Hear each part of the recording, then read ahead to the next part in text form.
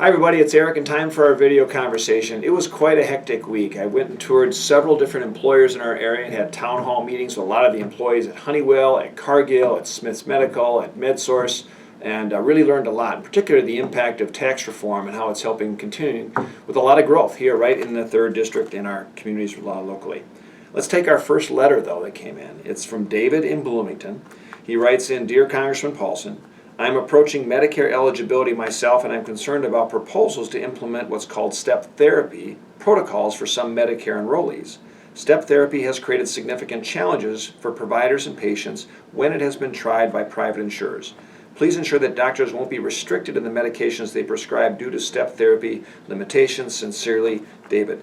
David, thanks for writing. Actually, the more and more that I hear about the proposal from the administration about step therapy, I have significant concerns. I hosted a roundtable recently with doctors and patient groups that expressed their interest in making sure that medical necessity be first and foremost the priority, because step therapy means a doctor would prescribe a specific drug or pharmaceutical or treatment for somebody, but when they get to the pharmacy, there may be a cheaper alternative, and then that would be forced to be used first, and that would have to fail first before you could go to the next step and actually get the medication that the doctor knew was best for the patient. So it kind of inhibits the doctor-patient relationship. And when you have a debilitating disease or cancer, it could be life-threatening, obviously, in the long run. So it's an issue we're going to learn more about, but I've also written the Secretary of Health and Human Services at the federal level, Secretary Azar, to make sure that we answer questions around this proposal.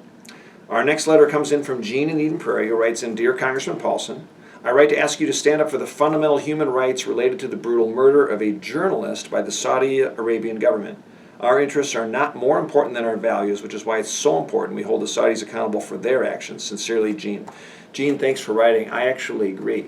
The news reports that we have had about the brutal murder, and we'll learn more, I think, in the coming days about the journalist Jamal Khashoggi, apparently was at Saudi hands. And if that is in fact the case, we do need to make sure we reevaluate our relationship and look at any type of sanctions or efforts that holds them accountable as they should be as a part of our foreign policy.